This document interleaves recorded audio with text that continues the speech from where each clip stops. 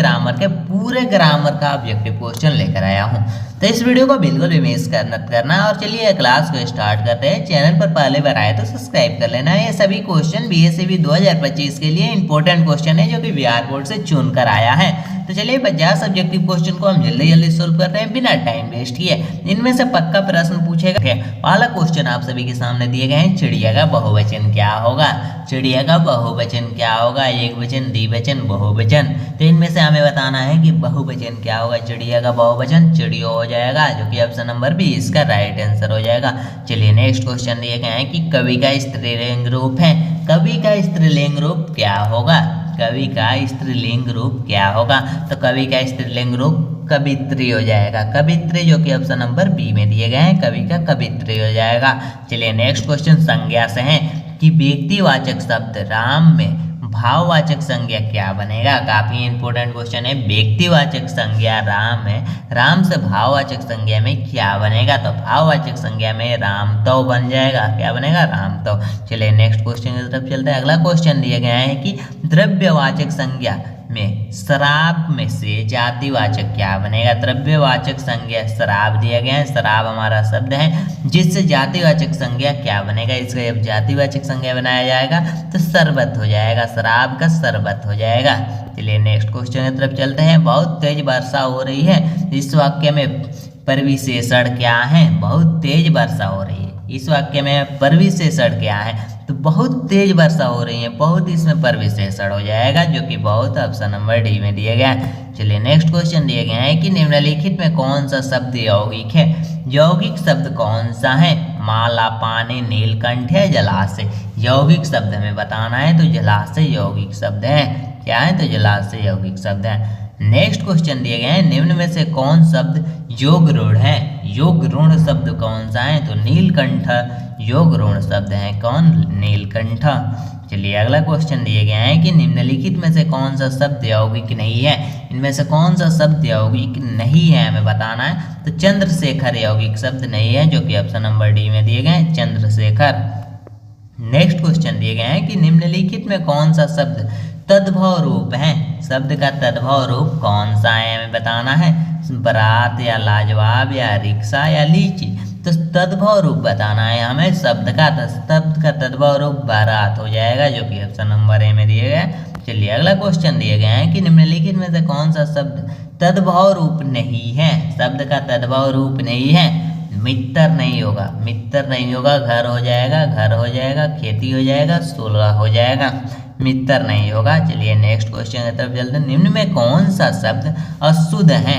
इनमें से कौन सा शब्द अशुद्ध है हमें बताना है। रसायन, रसायन पहला ही अशुद्ध है, यहाँ पर ना होना चाहिए, रसायन हो गया है, जो कि ऑप्शन नंबर ए इसका राइट आंसर होगा।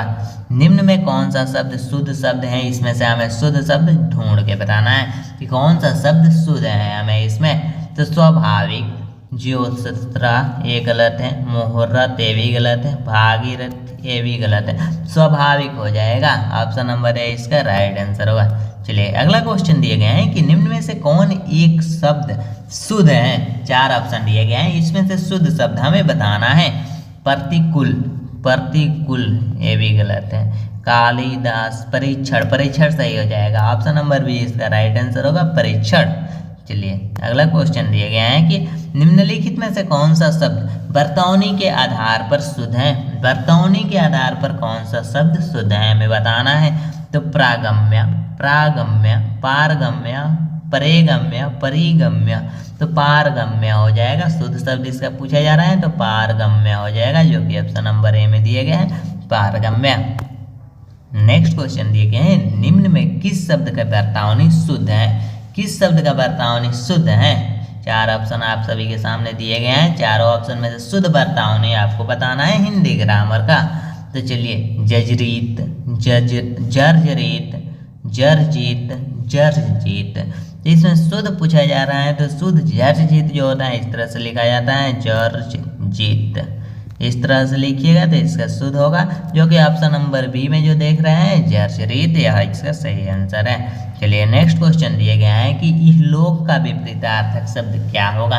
इहलोक का विपरीतार्थक शब्द मतलब उल्टा शब्द पूछा जा रहा है। इहलोक का विपरीतार्थक निकालिएगा तो परलोक होता है, जो कि ऑप्शन नंबर ए हो जाएगा। नेक्स्ट क्वेश्चन है कि आगमन का विपरीतार्थक शब्द क्या होगा। आगमन का विपरीतार्थक प्रस्थान होगा। चलिए नेक्स्ट क्वेश्चन दिए गए हैं कि औनी का विपरीतार्थक शब्द क्या हो जाएगा। औनी का विपरीतार्थक शब्द, औनी का विपरीतार्थक पानी होता है। औनी का विपरीतार्थक पानी होता है। चलिए नेक्स्ट क्वेश्चन दिए गए हैं, काफी इंपॉर्टेंट क्वेश्चन है कि निम्न में से कौन सा शब्द तथा उसका विपरीतार्थक शब्द असंगत है। इसमें कौन असंगत है। पुष्प, पाप पुण्य, सजीव निर्जीव, निर्मल स्वच्छ, विरह मिलन। तो इनमें से कौन जो है असंगत है, हमें बताना है। पाप पुण्य या असंगत है। पाप पुण्य असंगत है। चलिए नेक्स्ट क्वेश्चन दिए गए हैं, निम्न में से कौन असंगत है, जो कि आपको जवाब इसका देना है 20 नंबर क्वेश्चन का। तो जल्दी जल्दी कमेंट बॉक्स में 20 नंबर का जवाब दीजिए। तो हिंदी ग्रामर के सभी इंपॉर्टेंट क्वेश्चन हम लोगों ने सोल्व कर लिया और इसका पार्ट 2 जो आने वाला है उसके लिए थोड़ा वेट कीजिए। कुछ दिन में इसका पार्ट नंबर 2 आ जाएगा, जो कि सेट नंबर 2 आ जाएगा, जिसमें हम लोगों ने 50 सब्जेक्टिव क्वेश्चन सोल्व करेंगे, जो कि काफ़ी इंपॉर्टेंट क्वेश्चन होगा आपको हिंदी ग्रामर का। हिंदी बुक का अलग सेट चल रहा है और हिंदी ग्रामर का अलग, दोनों का कंप्लीट तैयारी करना चाहते हैं तो डिस्क्रिप्शन में व्हाट्सअप लिंक है, तो उस पर क्लिक करके ग्रुप से जरूर ज्वाइन कर लीजिएगा, क्योंकि वहाँ पर PDF और आंसर के साथ में प्रोवाइड किया जाता है। तो चैनल पर पहली बार हो तो सब्सक्राइब कर लीजिए, वीडियो को लाइक कर दीजिए। मिलते हैं नेक्स्ट वीडियो में। जय हिंद, वंदे मातरम।